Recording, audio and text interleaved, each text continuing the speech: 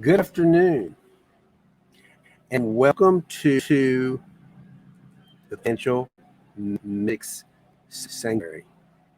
My name is Martin Kart, and welcome to our noonday meditation and contemplative prayer hour, where we gather together every day, Monday through Saturday at noon Eastern Daylight Time, to stop, to get still, and listen for that deeper power within ourselves to guide us through this pandemic. I just want to say this morning, when I woke up, I was in pain. Yesterday, I was in pain too. It was that sort of familiar, dark, sinking feeling, almost on the edge of nausea. It just made me want to roll over and go back to sleep and hope this whole thing would come to an end. It is painful. Somebody's trying to say hello. Let me get over here. Trying to learn my new gizmos here. People are hello. Hello, Joe. Nice to see you. Thank you for joining me today. Glad you're here. And you stopped for a few minutes, Hassan. Thank you for coming. I know you were going to work, but glad you were able to join me just for a few minutes. I'd say as long as you can. It's always good to have you part of us. And again, I ask anyone who's joining me live or even joining me later, say hello in the chat box. I know here you can add your comments anytime. I do go back at the replays to see what people have said, because not everybody can be live, and so more people seem to be the pre-plays lately. So please add your comments if you're watching the replay of this on your Facebook. Please comment there as well. I will be glad to respond. It's always to hear what you're thinking and feeling. We're all in this together. I may be leading this conversation, but I'm really welcoming and want to hear from you. It's not something I do alone. Do this together. I just want to say that we need each other because this is painful. I make the illusion. I just wondered if not sparing this. None of us are being spared. This COVID-19 is what I would call Mother Nature fierce slap. Wake us up. We human beings are hardwired for physical connection. We like to hold each other, hug each other, shake hands, be with each other, look in each other's real eyes, not just through Zoom. And we like to be together. We're being asked to protect ourselves by being physically isolated. So that alone is painful and hard for us to deal with. And we even have a lot of resistance. Not everybody is willing to even do that sometimes. And it's okay. I don't want to make a joke about it. Everybody's doing the best they can to get through this. And some are still in resistance. But I was reading today something from Richard Rohr's own feeling, my own experience of just really not wanting to have another day of this. So it's like, how long have we got to sit in the belly of the whale? This is really uncomfortable. But I just wonder if this might be Mother Nature's way of the mother bear always might sometimes slap baby bear from her cub to protect the baby from getting into danger. I just wonder metaphorically if this is Mother Nature's way to protect us from the path we were heading. There is hey Rohit, nice to see you here again today. Thanks for joining. Always good to have you. We're talking about being in the belly of the whale. Jesus always used the metaphor of Jonah when he talked about transformation. And that's what this is about. Life is about transformation. It's about going from one way of being to another way of being. We're human beings. We're not human doers. We think we can do things to transform ourselves. But the truth of the matter is we not. There's very little we can do other than to just stop, get still, and listen, and be, and feel. That's another thing. It's about being able to feel our way to a new reality and not being afraid of our feelings. And that's what we're up against right now. This whole thing feels uncomfortable. When I can, and thank God for empathy. I am a very empathic person, and I imagine many of you are as well. And to see and witness the injustices and the pain and hurt we human beings inflict on each other is just enormous. So we're a pretty rich, wealthy country, and the sad about that is as you say, you know, it's easier for the camel to. I think it was Jesus said that. I think it was Jesus. It's easier for a camel to cross through the eye of a needle than for a rich to get into the gates of heaven. And what he's talking about is in heaven not being a geological place, but being a higher level of consciousness, is because we don't need to. We think we can just spend our way or produce our way or consume our way into happiness and freedom. What we're discovering is there's no amount of money to get you out of this. There are no passes. Everybody's got to go in the belly of the world. Some are resistant still, and some of us are not. Some of us just come to the fact that this is painful, and it's waking us up to the truth. It's waking me to the truth, certainly. How I've participated in the injustices that go on, not to myself or blame anybody. It's not really anybody's fault. It's just the way life has been. But it's time for life to change. It's time for a transformation to occur.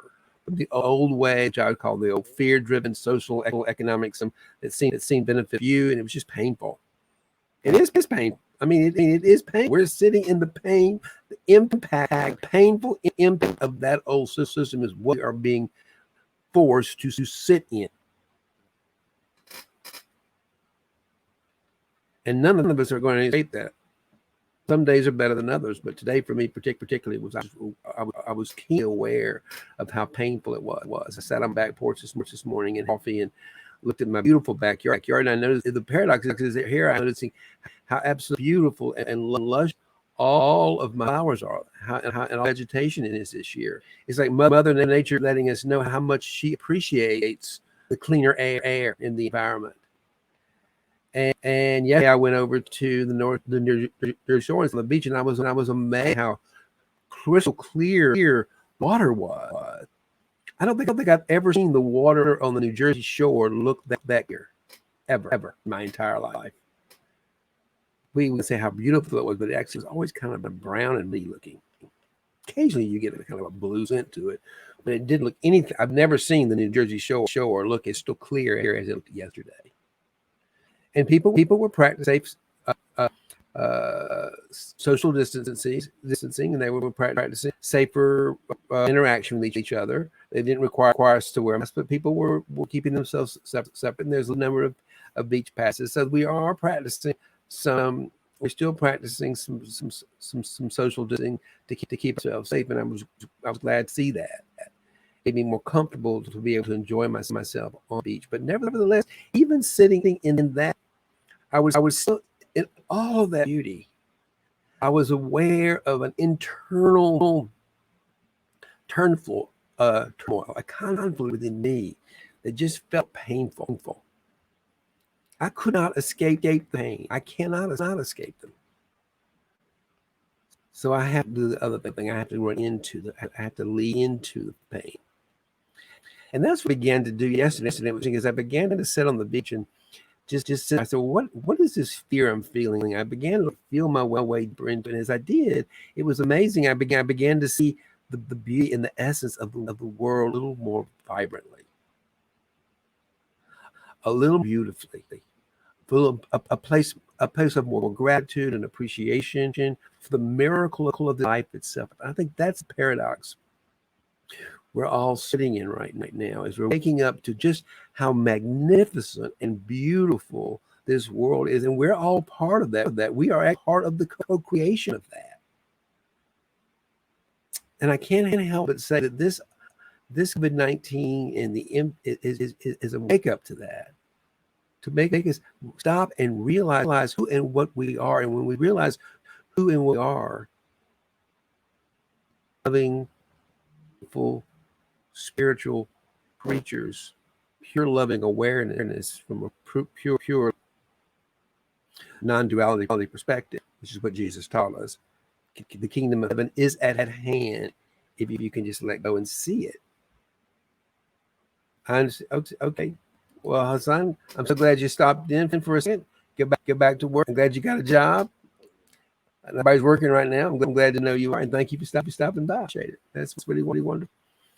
Because that really is going on. I mean, just take a moment to stop and just and guess to refocus ourselves, to realign ourselves with our true nature.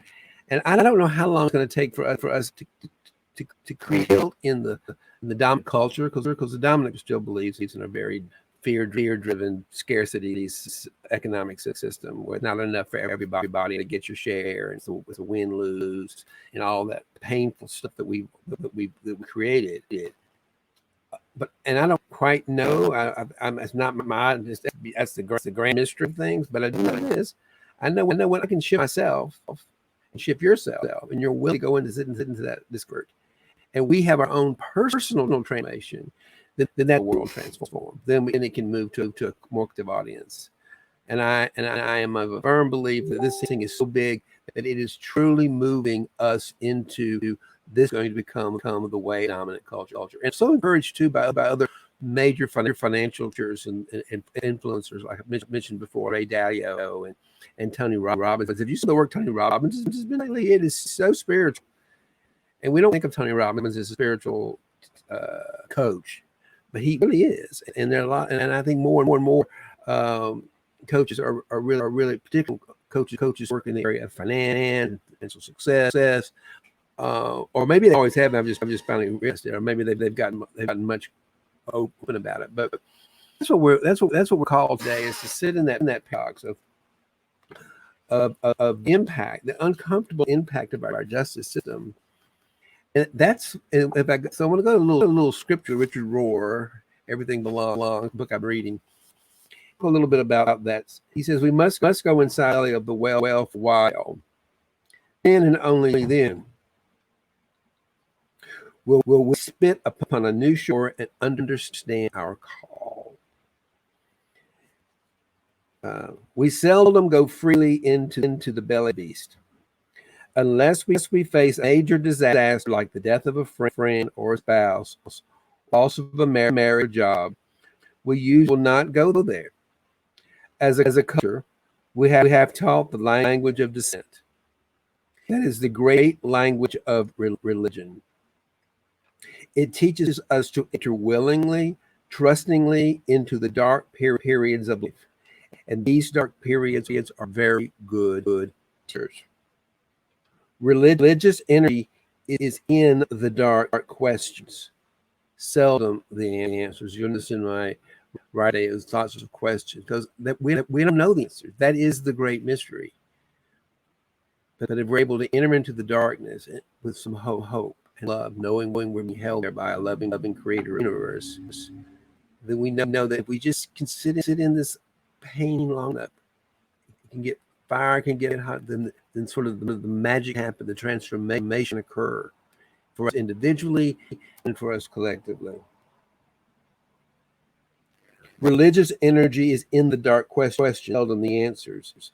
Answers are the way out, but that is not what we're here for.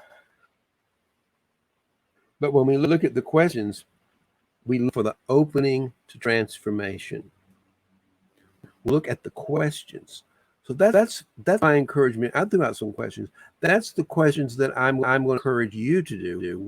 What are we learning fear? What are we learning from this darkness?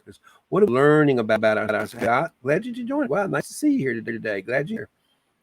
We're talking about transformation and being in the belly of the whale. But when we look at the question, we look for the opening to transformation. That's my question for you. Look at the questions. Ask yourself questions. Why am I here? Why are we going? It's not how can we get out? It is the way out. But I've learned from my own dark night of the soul experiences that it's going through and going deeper into it. I noticed this morning, sat in my backyard and went deeper into dark, sinking, lone feeling. That I began to see the beauty in my backyard. It's strange how that works, but that seems to be the way it works, me, and according to most people that teach us fight this, like Jesus and Buddha and others. Fixing something doesn't usually transform us. We're with people, but we're used to trying to fix things. We want leaders who can, but you can't. There's nothing to fix. First of all, we try to change events in order to avoid changing our lives. We must learn to stay with pain of life without answers, without conclusion, in some days without meeting. That is a path, the perilous, dark path of true prayer. And that's asking us to do today as we come together to sit in the place of the pain without answers, without conclusions and questions. Ask questions. What can I do to be a better servant? What can I do to love more and be more passionate? How can I help others through this? How can I help others in pain? Simon Wells said, "It is grace that forms the void inside of us, and it is grace alone that can fill the void." Grace leads us to that state of emptiness, to that momentary of meaningless in which we ask, what is it all for? I want to wake up tomorrow. I had that empty feeling. I don't want to wake up today when I was lying in bed this morning. A woman whose husband had just died called me yesterday. Not imagine why she would want to live, and couldn't imagine how it would ever be different again. All I could do was just tell her, believe me, she said, that I'll trust you. I told her, someday this immense bottomless pit of pain will go away.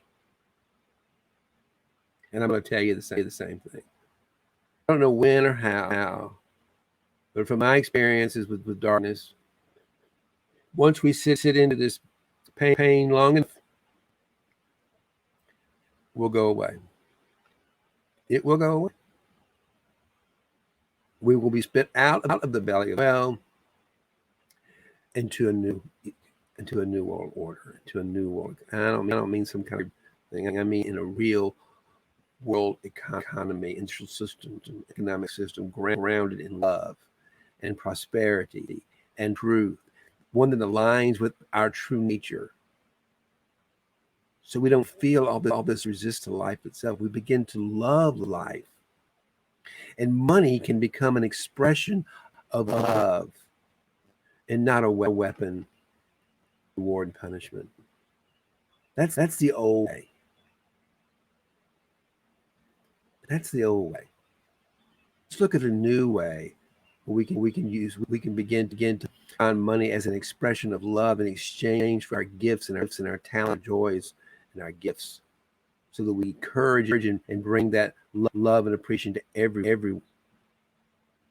Wouldn't that be more exciting? Well, that's what we pray for.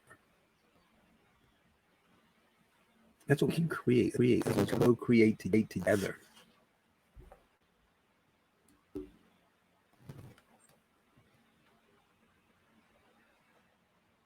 How personal need to be before we respond inwardly and outwardly. That our response inwardly happens as soon as we're ready for it. The outwardly thing has great mystery. When will collective consciousness move to this center? I don't know. But we are responding. You're responding, and you're here responding. I'm here. Everybody on this call responding. Robbins is responding. Your influencers are responding. We are responding with love and not fear. And that's what we're talking about. Has how we choose to respond. Some people are still choosing to respond with fear here. When will it get so painful they won't have a choice? I don't know. I can only speak about my own experience and the experiences of those that I get to know that show and show me. That's how we do while we together, so that we don't feel alone. We don't feel alone in this. You know, good question.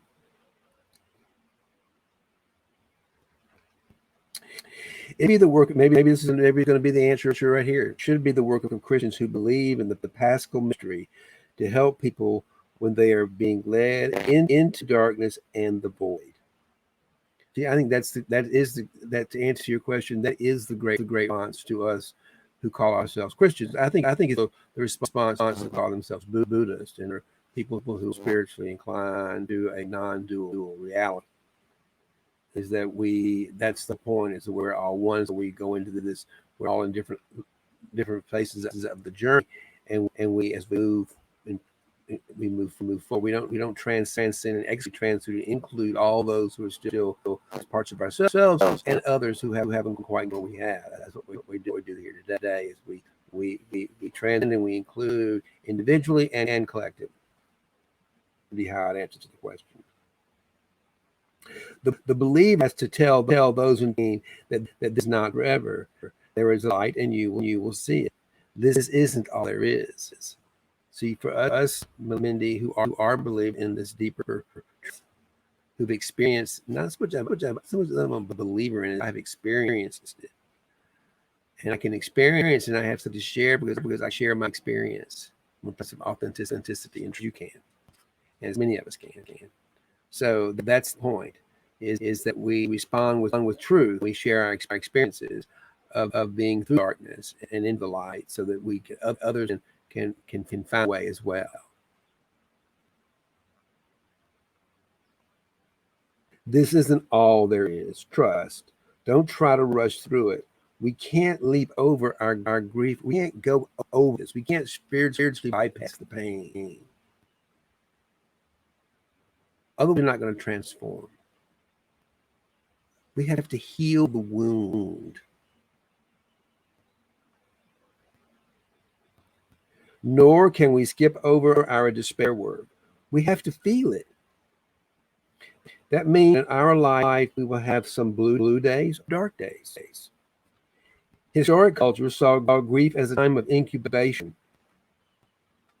transformation, and necessary hibernation. Yet this sacred space is the very space we avoid when we avoid the darkness, when we avoid spiritual activity, and finally transformation. We avoid God, who works in darkness. We are not in control. Maybe that is the secret. Relinquish control. Surrender. Maybe that is the secret. Relinquishing control.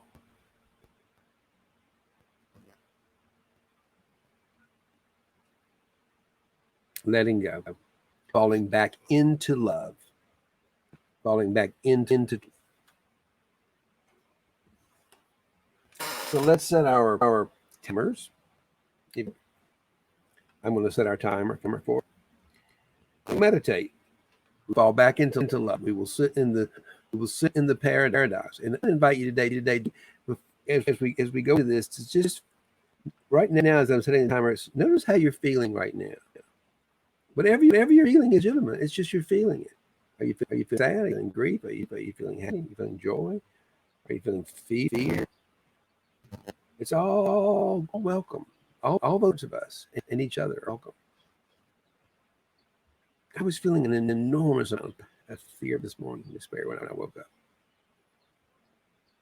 And I don't know, because I did my morning practice. I sat outside, I read, I wrote this, what I'm going to talk about today. And for me, that's my path. That's the way to do it, is by leaning into it. And that's why I share it with you, because when you have something, you have to share it, or you can't keep it. But you got to have it. I feel grateful that I got it, and I'm feeling grateful to share it with you. Still stirring. We're always going to be cattle. Infinite possibilities. Absolutely. Right on target.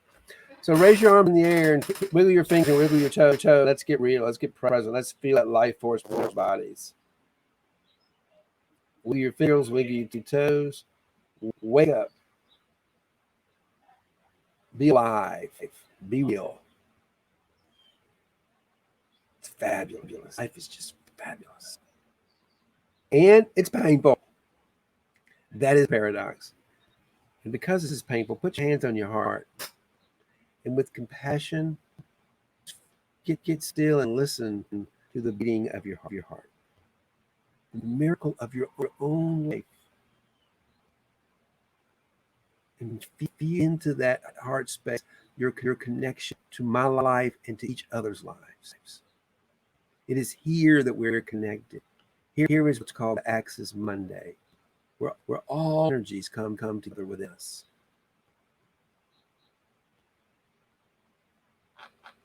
The heart is something like Cynthia Bourget calls sort of like a home device. It sets an energy field that connects all energy, life force energy together. It's invisible, it's formless, but we know it's there. We experience it. So allow yourself to just feel that in your hands. And notice anything you're feeling in your body, welcome that into your heart space. Expand your heart open wider. If you're feeling some pain in your foot, open your heart and pull that pain up into your heart to love it more and heal it. And now even get further and further still and let go of anything you might be believing, anything you might be holding on to this world. Just bring it into your heart. Let go of every belief, opinion, and judgment you have about me and this world, God. Let go of everything you believe is wrong, good or bad or evil. It's all stories. They're not good or bad. They're just stories. They make us feel different ways. They're all welcome. So bring into your heart space. Love, compassion. Hold on to nothing now in this world. Free yourself from all your emotional attachments to the material world. All your emotional attachments to money. That's a hard with me. I got to let them go. Some of my biggest pain was around my obsession with money and finances. Why I do what I do. I had to let go of that obsession with money. If you've got any obsession with anything now, is an invitation to bring that into your space and heal that wound with love and compassion. And you may know someone else right now who's dealing with some difficult things. To love and accept themselves, so you can love and accept them for themselves yourself right now. And open our hearts to all people who are resistant to the truth. Because sometimes we might perceive those as our enemies, and they're not our enemies. They're our brothers and sisters who are not yet awakened. So just open your head, open your heart, in gratitude and thanksgiving, and be even more still, and let go. Begin to breathe into the mantra, I am not me. I am not me. Be still and know that I am the Divine Mother.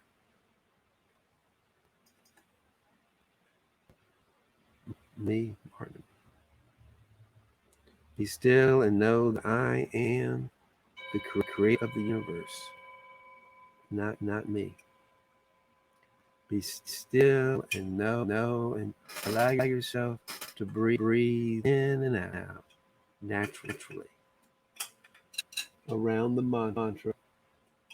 I am me. I am not me. I am not me.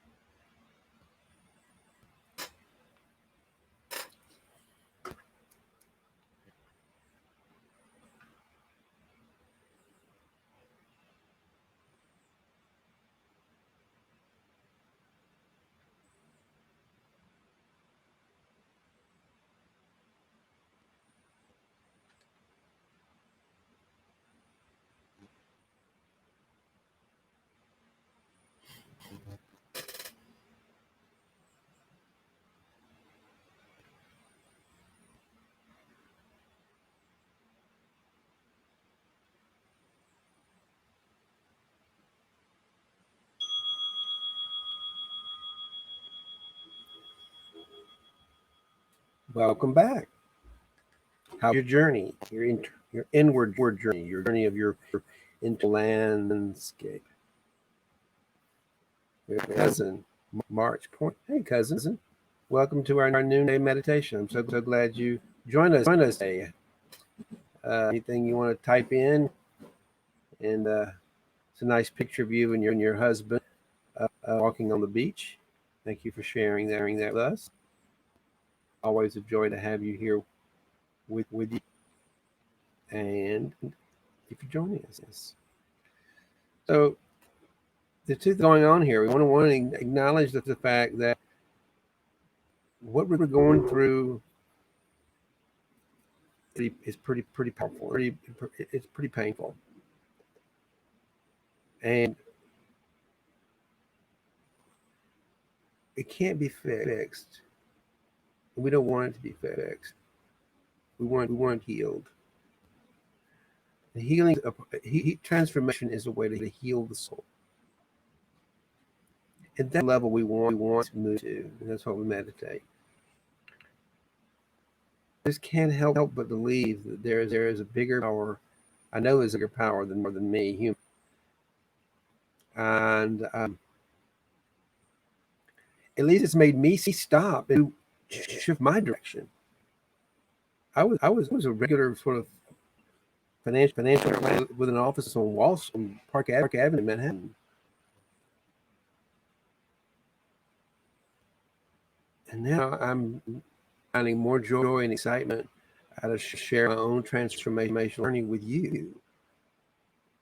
You too can find the kind of prosperity, kind of love, and the kind of joy within yourself.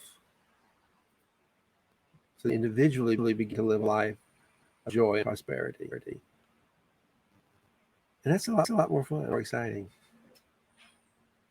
And what I will tell you, though, is that the more and more you get this sense of abundance within and prosperity and joy, you can't help but share it with others. So my old question Mindy gave me about how long. Well, I think it's going to happen. I think it's happening quicker than we ever imagined, because it's something everybody's talking about. It's seeing less and less resistance to it. We're seeing more people who are hungry for the truth, hungry for love, hungry to share, hungry to be themselves. Yeah. So welcome to a new world. We are co-creating together a new world and a new social economic structure and system grounded in truth, grounded in love, grounded in prosperity, aligned with who we truly are. And when we know what we truly are, then we will know our purpose individually and our purpose in humanity. It's a very, very exciting place to be spit out of the belly of the well onto, if you will. So we have to sit in the darkness together with faith and hope and love, so that love, prosperity will prevail. Thank you for listening, and I will see you back here tomorrow at noon. I look forward to you with me. Thanks so much for joining me today. Goodbye.